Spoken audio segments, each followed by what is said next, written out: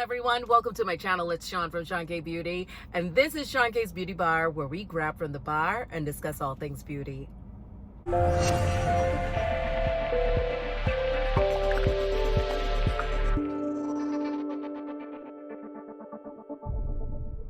Hi, hello to everybody. A very warm welcome from me to you. If you're new to my channel, my name is Sean. My background is microbiology and biochemistry. I bring it to your questions. We do that every Monday, Wednesday, and Friday. So sometimes I'll bring science to your questions, or if it's a makeup tutorial, I would do that as well. Haven't done those in a long time, just to be transparent. Yes, I'm in my car today because I just got so tired of being in the house that I really just needed to get out. So I went to my nearby Starbucks and then came and just sat down for a little bit just to decompress. And then I said, why not? Let's do a video. So hopefully you all would subscribe and like and share this video because I really want to get into this. So this video is a little bit different. It is, in summary, bringing to you snippets of content that I have done in greater detail from previous videos about the skin. And the reason why I'm doing this is because of the 20 or so women that I'm working with right now outside the YouTube platform.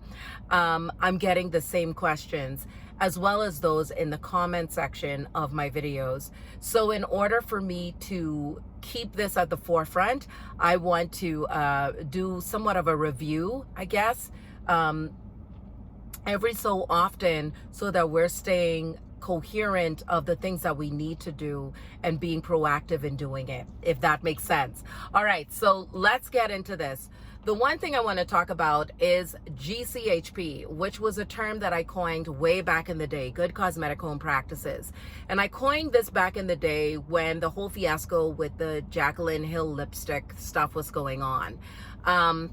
And this necessitated us as consumers, and still does, it still necessitates this, us as consumers going into stores, and whether it's our beauty stores or, ordering online, making sure that we sanitize our makeup. The reason why is because bacteria like Staphylococcus aureus, E. coli, they love warm, dark, moist areas. So if you have your brushes in the bathroom, if you have your brushes in a dark area like under the bathroom sink, bacteria are going to have a field day, and they replicate by binary fission every 20 minutes. Gone are the days when we are saying wash your brushes after a week or 2 weeks, because what's happening is 76% of the cases that dermatologists are saying that they're seeing in adult acne is due to unsanitary makeup and your tools. So that means that not enough people are doing the right thing to keep their skin problematic free. Now, if this does not apply to you, then this does not apply to you. But if you're one that's wearing makeup and you're dealing with breakouts and you're wondering, why are my breakouts constantly happening, and you're not doing any of these steps, this is potentially why. Okay, so here's the thing. Not only do your brushes need to be washed after every time you use them, they need to be sprayed with isopropyl alcohol and let dry. You also need to, when you purchase your compact, scrape off that top layer, spray with 70% isopropyl alcohol. You're going to do that with your eyeshadows as well. Just don't assume that it's already sanitized and ready for you to use. So you want to scrape that top layer off. And this is just an extra precautionary measure, right? It seems like a daunting task, but if it's going to keep you free from any sort of contamination, let's do that. Okay? When we're using our loose powders, and I'm guilty of it too, we pour the powder, like my banana powder from Fenty, I'll pour the loose powder into the top. However, what we don't want to do is do that constantly, and we're not cleaning in between those uses. So every time you use the cover of your loose powder, that needs to be sprayed with isopropyl alcohol or sanitized in some way, so the next time you use it and you dip your brush in there, it's a clean cover that has been sanitized. And likewise with the tool, because when you're using brushes, let's say you're not sanitizing your tools and you're not sanitizing this cover, all you're doing each day is cross-contamination. Product to face, face back to product. And that's where a lot of acne cases are stemming from, is unsanitary practices being done. Remember, I mentioned in previous videos that, you know, as microbiologists, and even those who are working in, you know, the organics lab or the ARD lab, what they do is they sanitize everything. Everything has to be sanitized. In fact, in every department, there should be some sanitary practice going on, especially when curating product. So if we're doing that and doing our due diligence, you as a consumer will have to do it when you're at home. Okay, so that's that with that. And I talk about why you want to use 70% isopropyl alcohol versus a 90% or 99% isopropyl alcohol. All right, let's move on to microbiomes. Okay, friends, let's talk about the microbiomes. And what I'm loving is that more and more consumers are very interested to make sure that they are using products where they are thinking about the microbiomes of the face. But I don't want you to negate the microbiomes of the gut as well, because both of them, scientists are finding, work together to give you clear skin. Microbiomes are microorganisms that actually ward off harmful bacteria and any harmful factors from the environment from wreaking havoc on the skin. In fact, they do something called fermentation that actually reduces the pH of the skin, making it acidic by producing lactic acid, and that kills harmful bacteria. So that's something you need to think about. They care about balance. If you're using pH balanced products, it's going to really help them to work at optimal performance.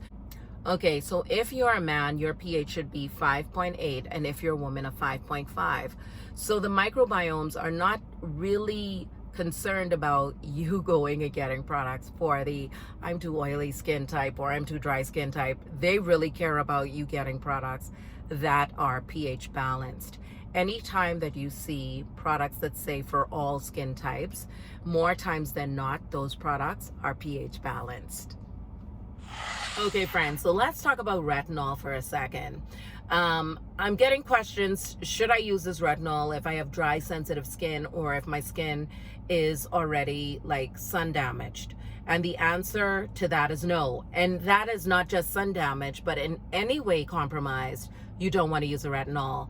Because retinol, like I said in a previous video, speaks to the cells to do this quick cell turnover, okay? And that's bringing the dryness, the irritation. So if you're dry and you're sensitive, that already X's you out of using that product. But a compromised acidic mantle from either being out in the sun or from using other products that were really too strong for you, then the key becomes healing. Healing with La Roche-Posay, healing without some sort of aloe vera gel. You want to focus on the healing part of it. Don't get caught up into the trends of retinol. I can't stress that enough, because these folks are not under a microscope seeing what we see under a microscope. That's the first thing I'm going to say about that. Cellular activity is one that the naked eye will not be able to see. It's what we see under the microscope that lets us know what this product is doing. So I'm going to say, let's start with healing with a aloe vera gel, or in that you can take it right from the aloe vera plant and use that gel and just put it on the face for a little bit and then rinse it off, just so that you can bring healing to the skin. Or you can use the La Roche-Posay Cicaplast Balm. That is about $14 at your nearby Target. The next thing we want to do is, while we're in the process of healing, we want to make sure that we're using products that are pH balanced, because the microbiomes of the face that is warding off all of these harmful factors, they need pH balance. They need to be in a homeostatic state so that they can give you this clear skin, meaning at optimal performance they can work. Okay, so If you're a man, your acidic mantle should be a 5.8, and if you're a woman, it should be a 5.5. So these are things that you can do to bring your skin to that place that it needs to be at, and then you can start working on skincare concerns like using a tretinoin. Again, these are things that I would want you to ask a dermatologist though, because tretinoin, like we mentioned in my previous video, is a strong active, okay, and so is retin-A. Now, I've gotten questions too about an alternative to retinol, and this is one, if you've been with me for a while, you can almost echo this with me. It is bakuchiol. Bakuchiol is from the bakuchiol seed, and there's some people that talk about it on this platform, but not many, and it gives you the same results as your retinol, but without all of the irritation and side effects. In fact, they have done studies where they've split groups up, and the group that had the retinol experienced extreme dryness, irritation. They were uncomfortable in that process. And those that used the bakuchiol did not have any side effects, and they enjoyed the process and the results of the bakuchiol. So that would be something that I would say would be a great alternative. The next question is about, well, if I'm taking a vitamin A supplement and I'm taking retinol, can I do both? And I would say be very careful with that, because you don't want to over supplement with vitamin A, because it can be very toxic to you. And I think I touched on this in a previous video as well. The next thing we want to do, friends, I got this question too, was about makeup. Knowing, or can I use my makeup after 2 years, 3 years? If it doesn't have that shelf life, you're gonna have to throw that out. And then, in fact, there is no makeup that you can keep for 3 years that I know of. Okay, normally your lipsticks are like 2 years, your mascara is 6 months, and pumping mascara is an absolute no. I got that question too. You don't want to pump your mascara. You don't want to let more microorganisms into the bottle. Of course, we have microorganisms everywhere, including in the air. So you definitely don't want to pump your mascara. There are preservatives in there to keep that mascara during its shelf life. But if you're letting in more bacteria, air is already drying out the product, but then you're letting more bacteria in, and preservatives are being compromised in that regard as well. So we definitely don't want to do that.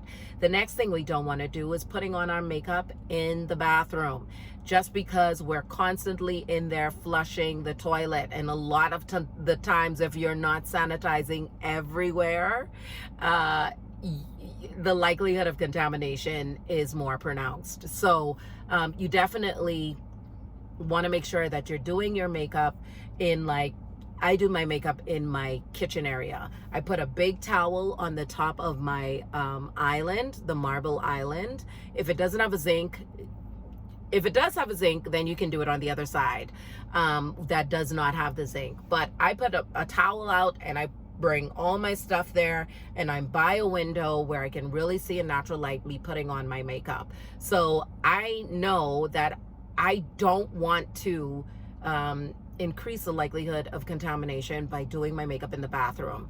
We don't want to store our makeup products or anything in a sunlit room either, because light coming in to your products will degrade the product faster than what it's supposed to be. Okay, so we definitely don't want to do that as well. Listen, if the sun is doing this to our skin when we're out in the sun, what do you think it'll do to your makeup? So we definitely want to make sure that we're keeping it in a nice, cool, shaded area. Like your closet is a good place to put your makeup. That's where I put my makeup brushes, everything, because it is enclosed and it's cool and it's not with a window in there.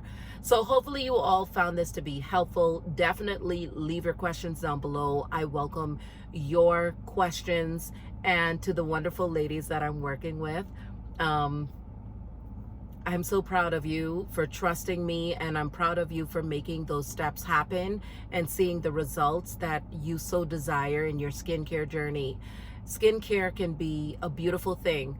Once we know what we're doing, we want to keep it as simple as possible, using the right products, so that we're not like lab rats in our bathrooms trying to figure out, you know, what should I use next? What should I do? You know, and we're putting all these actives and all of these products onto our skin, and we're creating our own reactions happening from doing that. Remember, all of these products are made with chemicals. All right, so that's it for me. I love you all so much. Hopefully you found this video helpful. Do give it a thumbs up, smash the like button, and leave your questions down below. Be kind to yourself and to one another, and I'll see you in my next one. Mwah.